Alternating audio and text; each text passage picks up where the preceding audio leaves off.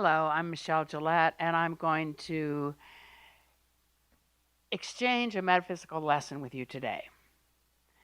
And this is on reverence, the virtue of reverence. Reverence, the virtue that inclines a person to show honor and respect for persons who possess some dignity.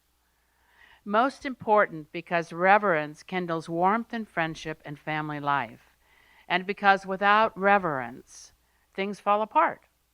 People do not know how to respect each other and themselves. To teach reverence, you must find the seeds of reverence in every person and help them grow. This is a short piece by Paul Woodruff. Because it is a forgotten virtue. Power without reverence is aflame with arrogance, while service without reverence is smoldering toward rebellion. Politics without reverence is blind to the general good and deaf to advice from people who are powerless. Because reverence fosters leadership and education. Most important, because reverence kindles warmth in friendship and family life. And because without reverence, things fall apart. People do not know how to respect each other and themselves.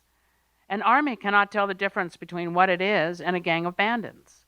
Without reverence, we cannot explain why we should treat the natural world with respect. Without reverence, a house is not a home, a boss is not a leader, an instructor is not a teacher. To teach reverence, you must find the seeds of reverence in each person and help them grow.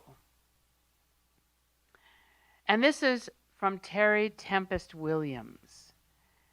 Because it invites us to live at the speed of thoughtfulness. I watched prairie dogs every day rise before the sun, stand with their paws pressed together, facing the rising sun in total stillness for up to 30 minutes. And then I watched them at the end of the day take that same gesture. 30 minutes before the sun goes down, they would press their palms together in perfect stillness. I don't mean to anthropomorphize, but when you look at a creature that has survived over a millennium, begin and end each day in that kind of stance, it causes one to think about one's own life and speed and rapidity in which we live. I have a ritual that I do with my 3 dogs. I call them 3-Dog Night, or Arfwuffenger. And I started this ritual when I was diagnosed with breast cancer 18 years ago. And I decided that part of my recovery was that I would study and I would meditate every day. And I would get up before the light. And I would sit in my big wing chair, and Dogwood would sit on my left, Maggie would sit on my right, and Muggsy Malone would sit at my feet. And I meditated and I thought about what I was going through and how I was healing myself.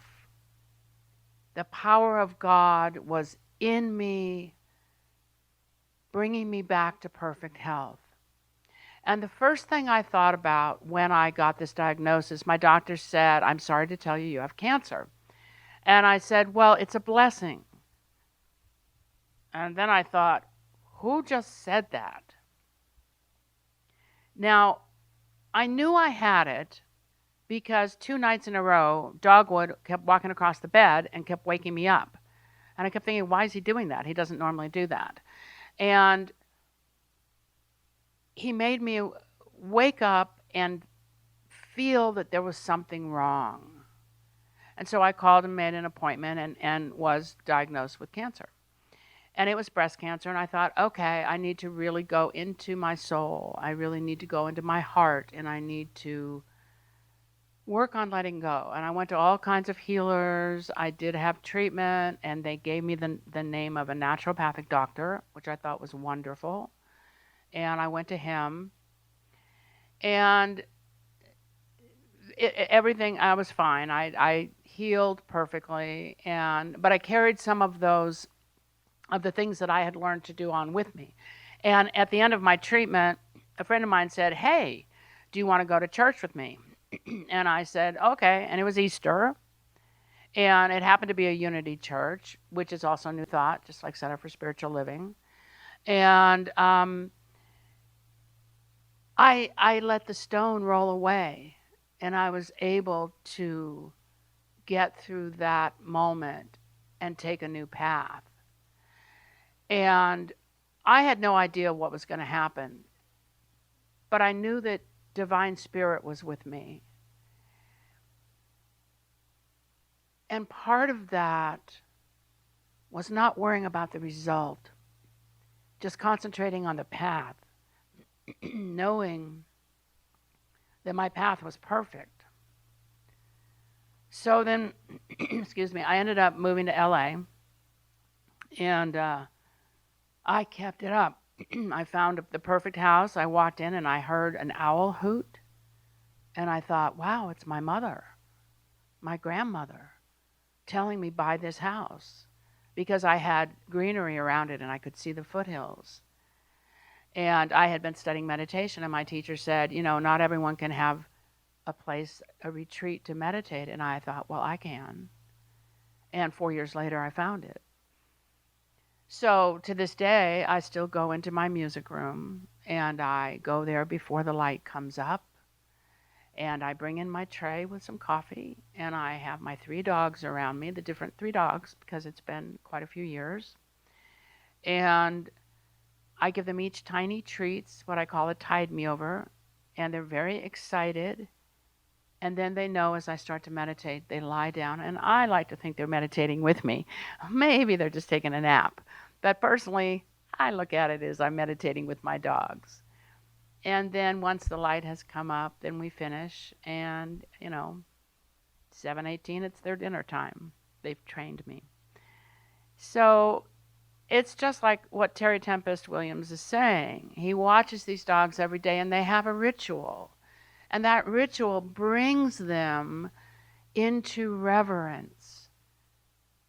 And as we go through our day, whether it's seeing someone, talking to someone, seeing someone on television, hearing someone on the radio, or just listening to the silence, we honor that. We respect that. But it's even more than respect, because it comes from deep in our soul. And our soul rises up to embrace that. And this is from Mary Oliver. Reverence, because it invites us to pay attention. It doesn't have to be the blue iris. It could be weeds in a vacant lot, or a few small stones. Just pay attention. Then patch a few words together, and don't try to make them elaborate. This isn't a contest, but the doorway into thanks, and a silence in which another voice may speak. And in my life, that is the truth. I listen, and in the silence, I hear the voice of God. And that gratitude is with me at all times. And we know that anxiety and gratitude cannot live at the same moment. I choose gratitude.